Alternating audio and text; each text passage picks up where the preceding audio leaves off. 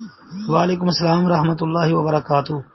محترم بھائی نے ایک وطر کے متعلق پوچھا کہ نبی علیہ الصلوۃ والسلام نے فرمایا ہے ایک وطر پڑھو، یا آپ نے پڑھا ہے، یا اہل حدیث اپنے پاس ہی ایسے کرتے ہیں، کیا اہل حدیث یہی کام کرتے ہیں، ایک وطر پڑھتے ہیں زیادہ؟ جی محترم بھائی، الحمدللہ اہل الحدیث کا منہج کتاب و سنت ہے، قرآن و حدیث ہے، تو اللہ کے فضل سے اہل الحدیث قرآن و حدیث کے مطابق یہ کام کر رہے ہیں۔ جی نبی علیہ الصلوۃ والسلام سے یہ ثابت ہے۔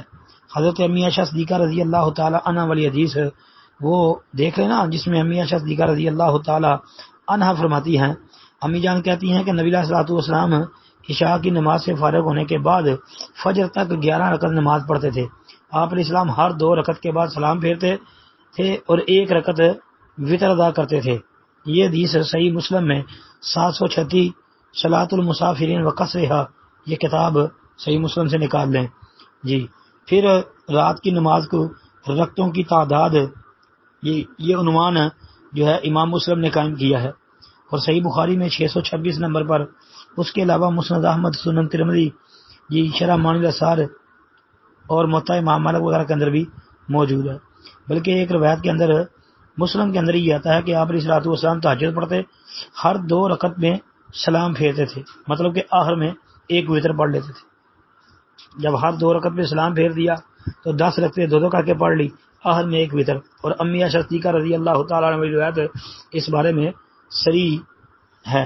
پھر اس کے علاوہ جی حضرت عبداللہ بن عمر رضی اللہ تعالی عنہما اور حضرت عبداللہ بن عباس رضی اللہ تعالی عنہما، ان کی بیان کردہ روایتیں جو ہے وہ بھی آپ سامنے رکھ لیں کہ نبی علیہ الصلوۃ والسلام نے فرمایا۔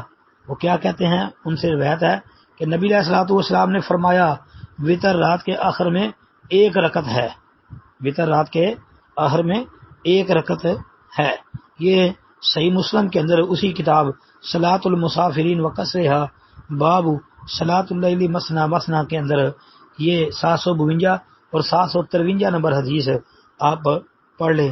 اس کے علاوہ یہ روایت بھی مسند احمد وغیرہ کے اندر موجود ہے۔ پھر امی عائشہ صدیقہ رضی اللہ تعالیٰ عنہ کی روایت بھی میں نے بتا دی، اور یہ عبداللہ بن عباس والی روایت بھی آپ کے سامنے رکھ دی ہے۔ تو ایک روایت کے اندر یہ الفاظ بھی آتے ہیں، صحیح بخاری اور مسلم کے اندر ہے، عبداللہ بن عمر رضی اللہ عنہ فرمایا کہ نبی اللہ نے فرمایا کہ جب تمہیں صبح ہونے کا خدشہ ہو تو 1 وطر پڑھ لو۔ یہ روایت بھی ان لفظوں کے ساتھ صحیح مسلم 739 نمبر پر دیکھ لیں، اور صحیح بخاری 1137 نمبر پر، اس کے علاوہ موطا امام مالک، ترمذی وغیرہ کے اندر بھی دیکھ لیں۔ تو یہ روایتیں میں نے پیش کی ہیں، ان سے نبی علیہ الصلوۃ والسلام کا فرمان بھی ہے جو ہے، یعنی قول سے بھی ثابت ہے 1 وطر پڑھنا، آپ کے عمل یعنی آپ کے فعل سے بھی ثابت ہے 1 وطر پڑھنا اللہ کے فضل و رحمت سے۔ اور الحمدللہ مسلک اہل الحدیث ایک بہترین، سچا، صاف ستھرا، کھرا مسلک ہے، کتاب و سنت پر مبنی مسلک ہے اللہ کے فضل سے۔ السلام علیکم ورحمۃ اللہ۔ وعلیکم السلام ورحمۃ اللہ وبرکاتہ۔ لکھا جی میرا سوال یہ ہے کہ نماز وطر میں 2 رکعت کے بعد بیٹھ کر تشہد پڑھنا چاہیے کہ نہیں؟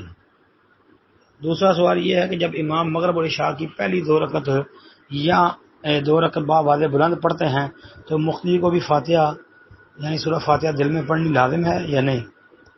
جی محترم بھائی، پہلی بات کہ نماز وطر میں 2 رکعت کے بعد بیٹھ کر تشہد پڑھنا ثابت نہیں ہے، بلکہ نبی علیہ الصلوۃ والسلام کی ایک حدیث ہے سنن دارقطنی وغیرہ کے اندر، جس میں آپ نے وطروں کو مغرب کی مشابہت کرنے سے منع فرمایا، یعنی وطروں کو مغرب کی نماز کی طرح پڑھنے سے منع فرمایا ہے کہ مغرب کی مشابہت نہ کرو۔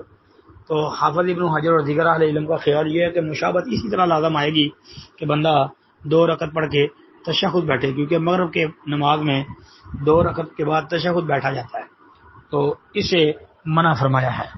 اور اس کے راوی بھی دارقطنی وغیرہ کی جو روایت ہے انشاءاللہ اس کے راوی سیکھا ہی ہیں، تو لہذا مغرب کی نماز کی طرح وطروں کے اندر 2 رکعت کے بعد تشہد بیٹھنا یہ سنت کے خلاف عمل ہے۔